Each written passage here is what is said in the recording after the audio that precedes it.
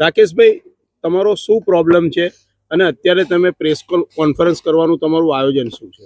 Press conference યોજવાનું કારણ અમને ન્યાય નથી મળતો. હવે કોઈ પોલીસ સ્ટેશન કે કોઈ અધિકારીની વિરુદ્ધ એલિગેશન કરવા માટે પ્રેસ કોન્ફરન્સ નથી બોલાવી.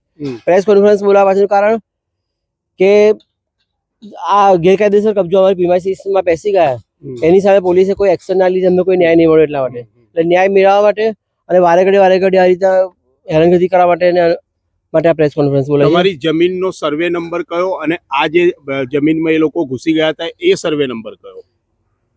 એ 640(1) અને 640(2) સર્વે નંબર છે. 640(1) મારી વાઈફના નામે દસ્તાવેજ છે. 640(1) માં મારી વાઈફનો દસ્તાવેજ છે. 11/11/2009 દસ્તાવેજ કરી લીધેલો હતો. 640(2) નો દસ્તાવેજ મારા પપ્પાના નામે છે, અત્યારે મારા છોકરાના નામે છે. 640(2) નો દસ્તાવેજ થયો એ વખતે 640(1) માં સુરેશભાઈ ચતુરભાઈનું નામ હતું. એમને 640 નો દસ્તાવેજ કરતી વખત કોઈ રોડ રસ્તા કિસ્સો નથી એવું કરીને દસ્તાવેજ કર્યા પેલો, અને છતાં અમારી જગ્યામાં અંદર પ્રવેશ કરવાની કોશિશ કરે છે. કયા લોકો તમારી જગ્યામાં ગેરકાયદેસર પ્રવેશ કરે? સુરેશભાઈ ચતુરભાઈ અને અશ્વિનભાઈ પરમાર અને આ બધા એના માણસો છે. અને ગામના એક સંગઠન પ્રમુખ છે મુન્નો પટેલ કરીને, ભાજપનો. એ આખું અહીંની ગામની ટોળું ભેગું કરીને તે દિવસ વિદ્યાનગર પોલીસ સ્ટેશન આવેલા. અત્યારે આ જમીનનો કબજો તમારી પાસે છે? ટોટલી કબજો આપણી પાસે છે.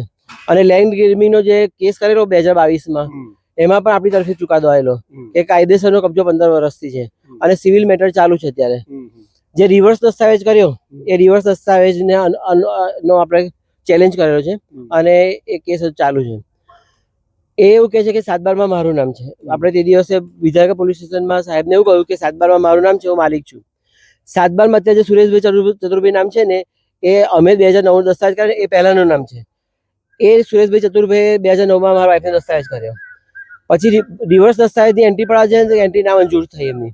એટલે અત્યારે સુરેશભાઈ ચતુરભાઈની કોઈ માલિકી કે કોઈ હક રાઈટ આ જમીનમાં નથી. અમારો દસ્તાવેજ ચાલુ છે. કોઈ સિવિલ મેટર ચાલે છે? અમે સિવિલ મેટર કરેલી છે. સિવિલ મેટર અત્યારે ચાલુ છે તમારા? ચાલુ છે.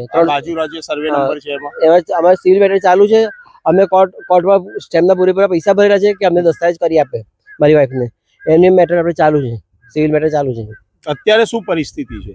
અત્યારે કેવું છે કે પેલા 2022માં પણ આ સુરેશભાઈ આવું કરેલું, થાંભલા મારા અંદર પેસી ગયેલા. એ વખતે પણ એમને આપણે બહાર કાઢેલા અને વિદ્યાનગર પોલીસ ફરિયાદ કરેલી. એ વખતે પોલીસ ઇન્સ્પેક્ટર એવું લખ્યા પેલું કે હવે હું આ જમીનમાં નહીં બેસું. રસ્તા અંગેનો કે જમીન અંગેનો જ્યારે કોઈ ચુકાદો કોર્ટમાં આવશે ત્યારે હું આવીશ, એ પહેલા અંદર નહીં આવું.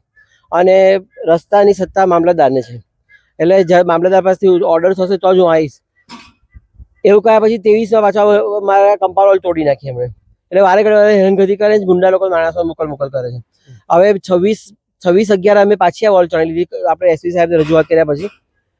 તો હવે શું કહે છે કે હજુ પણ આ દિવાલ અમે તોડી નાખીશું.